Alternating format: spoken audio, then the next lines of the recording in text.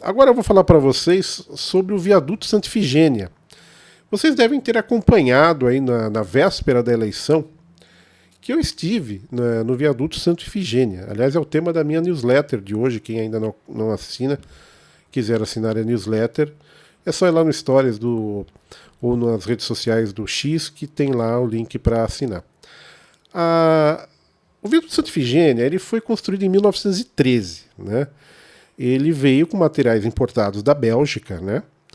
E foi uma grande obra da cidade de São Paulo e foi uma obra até mais custosa na época para ser feita do que o próprio viaduto do Chá, né?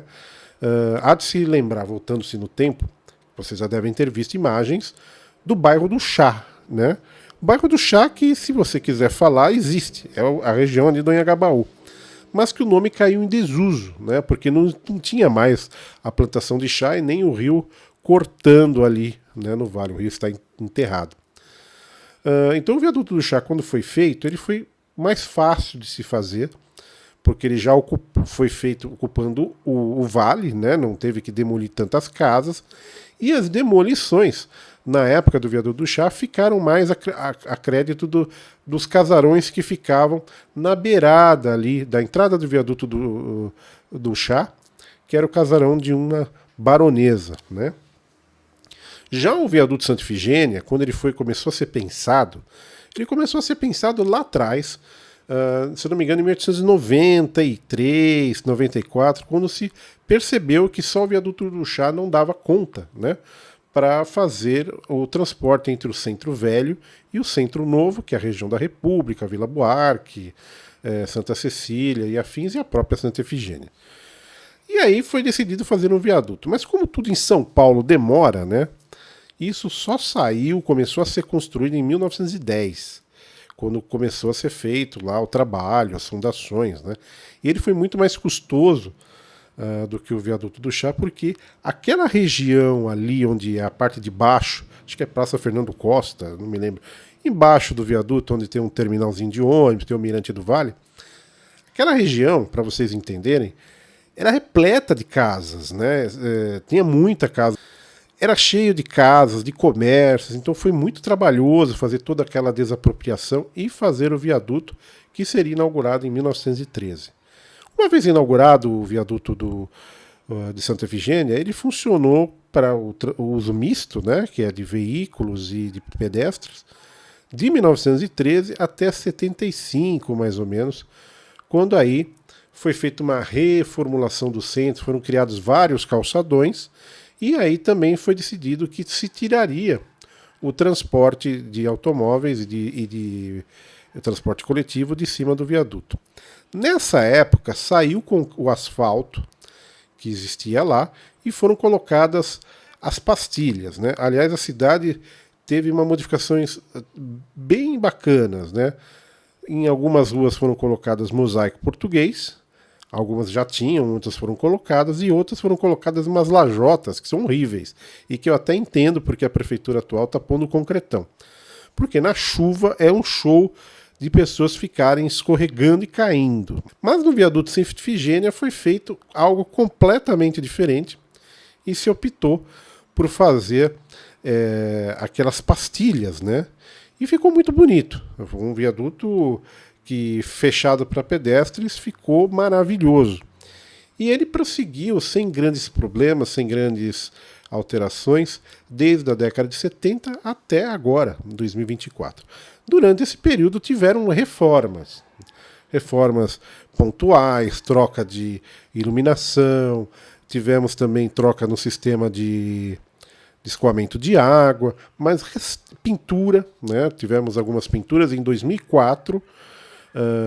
Em 2003, a Marta Suplicy pintou para os 450 anos de São Paulo, que seria em 2004. E depois teve uma outra pintura, não lembro se foi na gestão do Kassab ou se foi na gestão do Serra, foi por ali. Mas restauro mesmo, de você, peraí, vamos fazer tudo de novo, pegar esse viaduto, fazer as coisas funcionarem melhor, nunca teve, né? E com o tempo as pastilhas originais começaram a se soltar. São só pedestres, não tem veículos. Aliás, tem veículos, tá? Ali pode passar viaturas, elas podem passar. carros de socorro, e também podem passar carro forte e carros oficiais. Então, assim, o prefeito, se quiser passar lá com carro oficial, ele pode passar viaturas de polícia e guarda civil que estão sempre passando. E aí as pastilhas se soltaram. Se vocês estiverem vendo na newsletter que eu publiquei hoje, vocês vão ver que estava num estado de calamidade. E foram adiando essa reforma, esse restauro, até que esse ano, né, o prefeito resolveu trabalhar. Depois de vários anos aí sem fazer muita coisa pela cidade, em 2023 ele começou a fazer asfalto, fazer obras e tudo mais. E esse ano, no comecinho, se eu não me engano, em março, foi feita o início das obras de restauro do viaduto Santa Ifigênia, com previsão para acabar em setembro e ao custo de 6,5 milhões de reais. Já é um custo alto, né? O que foi previsto? Todas as pastilhas foram removidas e descartadas, e novas pastilhas foram colocadas no lugar, inclusive sendo contratadas pela mesma empresa que lá na década de 70 fez as pastilhas originais. Até aí tudo bem, o viaduto demorou 1,5 mês a mais para ficar pronto, o que é compreensível quando se trata de uma obra que é tombada, né? E no comecinho de outubro desse ano, alguns dias antes do primeiro turno, se eu não me engano, numa véspera, foi inaugurado o viaduto Santa Ifigênia, né? Reinaugurado, restaurado. E você olhando as fotos do viaduto Santa Ifigênia, vocês vão ver que o viaduto está bonito de olho, né? Olho nu. Mas eu recebo muita mensagem dos leitores que o viaduto estava tendo problemas. No dia seguinte, ou 2 dias depois da inauguração, teve uma grande chuva e o viaduto virou uma piscina, porque não estava tendo um escoamento devido, correto. E aí tudo bem, acontece, pode ter um retorno da obra, mas me falaram que não apareceu ninguém lá para fazer revisão da obra. E aí um outro leitor que mora no edifício Santa Ifigênia, que é na beira do viaduto, né, me avisou que as pastilhas estavam se soltando. E eu acabei indo lá no sábado passado e pude constatar que as pastilhas estão se soltando com o dedo, assim, ó, você vai lá com o dedo, não precisa fazer força em alguns lugares, nas beiradas, você começa a cutucar com o dedo lá e o negócio sai. Em algumas partes eu pude ver, eu até mostrei numa foto, que não tem a massa que gruda, né, atrás. Eu não sei se eles usam aquelas massas que a gente usa em casa, em azulejos, por ser uma pastilha diferenciada, mas percebi que elas estavam soltando. Eu, inclusive, trouxe, né, não está aqui, está lá no São Paulo Antiga, cerca de 20 delas que estavam soltas num cantinho, e a minha ideia, eu vou pôr no envelope e vou mandar com uma carta para o prefeito da cidade de São Paulo, Ricardo Nunes, porque eu acho que ele não viu isso, não é possível. E a obra, além de tudo, foi super faturada, né?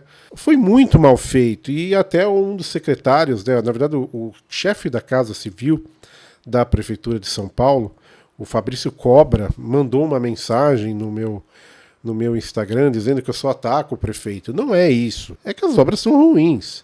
E não dá para você entender que uma obra que custou 10 milhões, ela era prevista para 6,5, ela saiu por 10 milhões, tenha pastilhas se soltando, sendo que as pastilhas originais, colocadas em 78, se eu não me engano, duraram até serem removidas. Algumas se soltaram, mas 90% das pastilhas estavam lá. Complicado, né? Mas a placa de reinauguração, que é uma coisa que eu nunca tinha visto, eu já tinha visto placa de inauguração de obra, é perfeitamente compreensível. Eu já tinha visto, mas placa de reinauguração era uma novidade.